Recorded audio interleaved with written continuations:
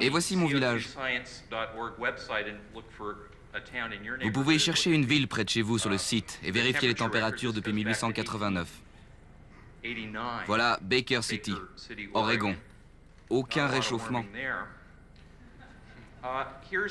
Et voici pourquoi. Sur le graphique à gauche, si les prévisions de réchauffement étaient correctes, on devrait voir cette zone rouge dans la stratosphère. Or, sur la droite, vous voyez les chiffres réels. Ça prouve que leurs modèles sont bidons.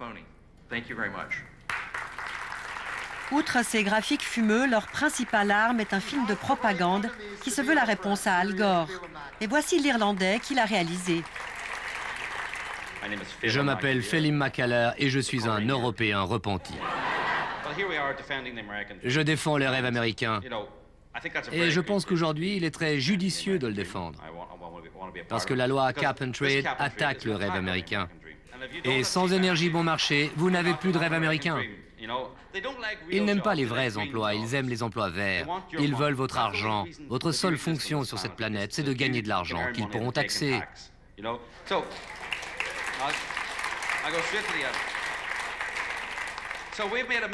Nous avons fait un film sur des gens comme vous. Et nous aimerions que vous y preniez part et que vous fassiez sa promotion. La première a lieu le 18 octobre. Pour participer, commandez un kit sur Internet. Dedans, il y a le DVD, un poster du film et un morceau de tapis rouge. It's a real threat, and it's coming. You go on the internet and check it out.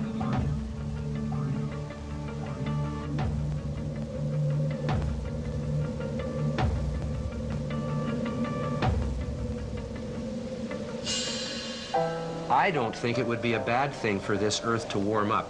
In fact, ice is the enemy of life. Al Gore gives the impression that sea level is going to rise by 20 feet in the very near future.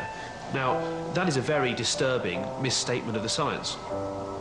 A lot of environmental activists still have not come to accept that the humans are also part of the environment. You're comparing birds with people.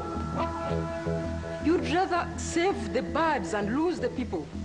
These are not normal times. The day is going to come where nature is not going to be so forgiving anymore, and that day is coming quickly with. Le lobby American for Prosperity qui organise cette soirée est largement financé par le patron de Core Industries, Forage et Chimie, le multimilliardaire David Koch. Cet homme craint les mesures environnementales comme la peste et il est passé à l'offensive.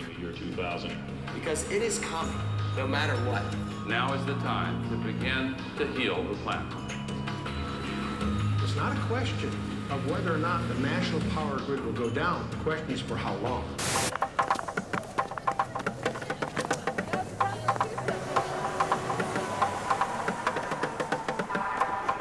Au nombre des lobbies passés maîtres dans l'art de récupérer les peurs populaires, FreedomWorks est l'un des plus actifs. C'est même son stratège Brandon Steinhauser qui a eu l'idée de faire descendre les conservateurs dans la rue. Ce qu'on a fait, c'est qu'on leur a dit « Vous avez appelé vos députés, nous savons qu'ils ne vous écoutent pas. Alors voilà ce que vous allez faire, vous allez descendre dans la rue. Cette tactique a eu un immense impact cette année. » FreedomWorks s'est inspiré des techniques de mobilisation virtuelle mises au point par Obama lors de sa campagne. Tout passe par Internet et par un réseau construit à l'échelle du pays. On utilise Facebook, Google Maps et on travaille aussi avec un autre site, NIN, proche de Facebook. Ils mettent les gens en réseau. C'est comme ça qu'on a organisé la marche sur Washington.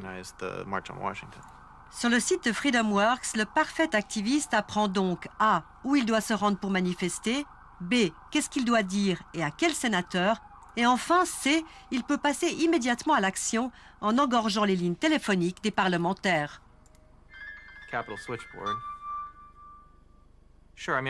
L'idée à la base de notre organisation, c'est que les élus veulent être réélus. Nous voulons donc les convaincre que beaucoup de gens pensent comme nous et que s'ils votent pour le mauvais camp, ça leur coûtera leur réélection. Et qui décide de ce qu'il faut penser? Le chef de FreedomWorks, bien sûr.